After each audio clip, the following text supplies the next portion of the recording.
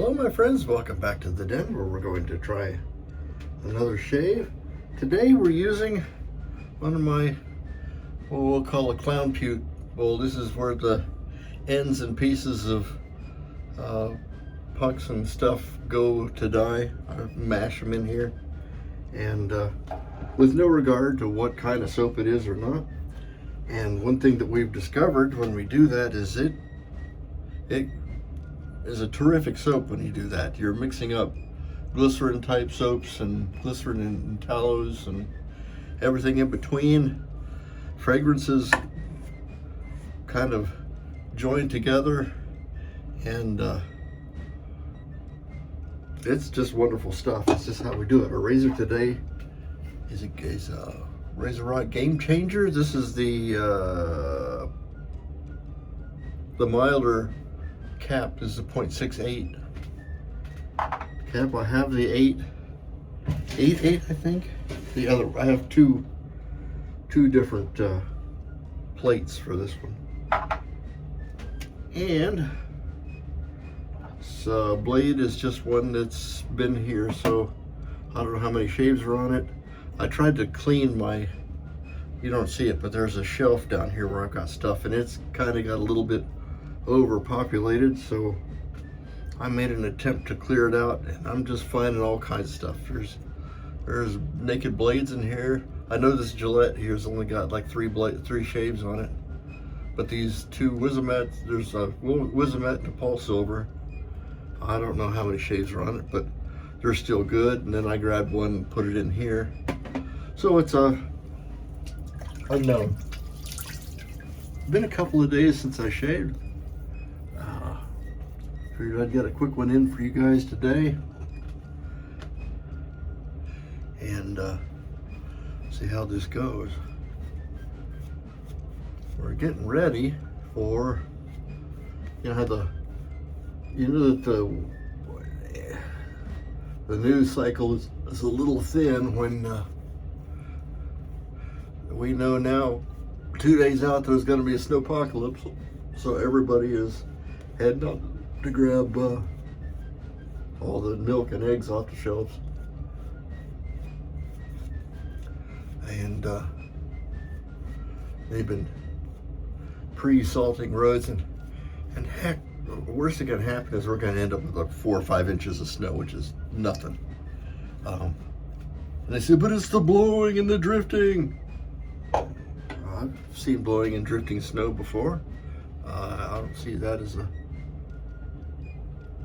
reason to get too anxious, but people do. I noticed I hadn't been trimming my sideburns very well. They're getting a little ragged looking, so I'll make a special effort this time. As expected, this clown puke is just fine. And this GameChanger is a great razor. You can't hardly go wrong with that. I was reading about this time in 1776, George Washington put out a memo to the staff there at Cambridge for some of his knowledgeable staff officers to go and try to find weapons on the local economy from, you know, the civilians, see if they have guns and see if they can usable to put into services in the Continental Army. And then also military guys who brought their own weapons to kind of keep track of those, so that if they're lost or damaged or destroyed, that they could be compensated. That got me to thinking, you know, what were the supply lines for that, and where all it came from.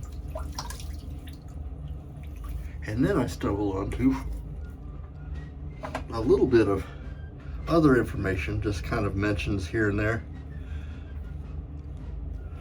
there was no huge standardization.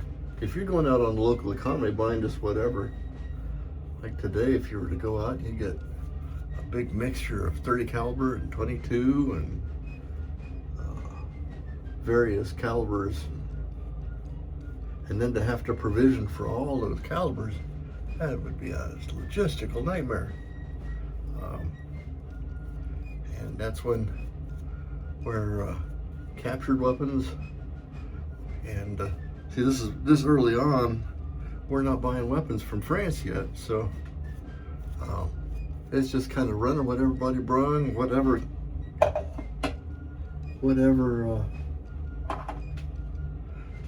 powder they're able to scrounge, and because there's not a lot going on in camp, they're moving some supplies that they captured at Fort Ticonderoga, which is way to the north. They're moving it down. That's a goodly amount of powder and cannons and whatnot, and those will come in real handy in our siege of Boston. But then privateers, John Paul Jones and his friends and several other guys that I printed out and failed to bring paper back, I can't tell you who they are.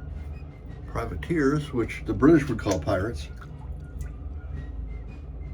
they had permission by the Continental Congress to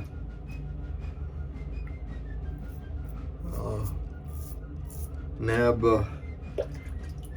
British ships on the high seas and scavenge what they can from them. And it's more than just guns. You got rope and sailcloth and food and all the other provisions that are super important to keeping an army going. And that's kind of what they're all, most of this winter is about.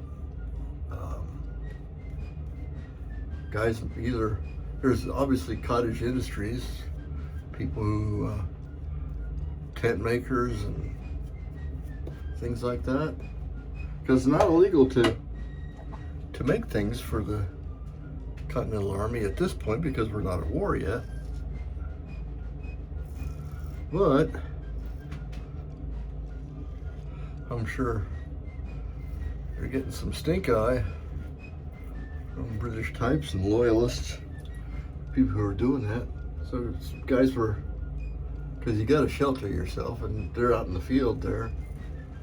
The sailcloth that they capture comes in real handy making tents. And so our soldiers were creating shelter for themselves to get to weather this, to winter over is what they called it. And getting that done. But this was some real Pirates of the Caribbean stuff. These guys were seeing a British flag on the horizon and going in and taking care of business, and really giving us supplies that we really desperately needed. Another thing I didn't realize was Brown Bess rifles. They were, and this is where England had it all over us starting on. They had kind of semi-standardized weapons in the Brown Bess musket. That was a .75 caliber. It's to give you some idea, that's a pretty big ball. Not very accurate, but say at 100 yards or something that's going pretty fast, that can cause a grievous wound. And so anytime we captured that, it's just another step towards getting some standardization, which makes it a lot easier on our logistics to get everybody enough bullets so that we can fight a war. And that's pretty important. A couple of years ago, I was in a play 1776. And we studied some letters. George Washington wrote a bunch of letters, kind of keeping Congress abreast of what's going on. And he was moaning like crazy about not having enough of this or needing more of that. And he moaned a lot about not having enough bullets, and that's something that you really got to have in order to fight a war. So he kind of obsessed on that, and that was probably a good thing. Our aftershave today is maybe a 2-in-1. Pow, pow, pow. I've had this one bottle for a long time, and I just don't use it enough to where I wear it down very much. It's getting hard to find. I should probably have another one in the shelf here somewhere, just so when this does go away, although you gotta wonder when you don't use it, do you have enough? Is one bottle just gonna be enough, and when it's gone, it's gone? Oh, we'll see. But I had a pretty great shave, and thank you guys so much for coming to enjoy that with me. Major Rich, you find me at theshavingcodger.com. If you made it this far, thank you so much for watching. Please leave a like, subscribe if you're so inclined, and we'll see you next time. Bye-bye.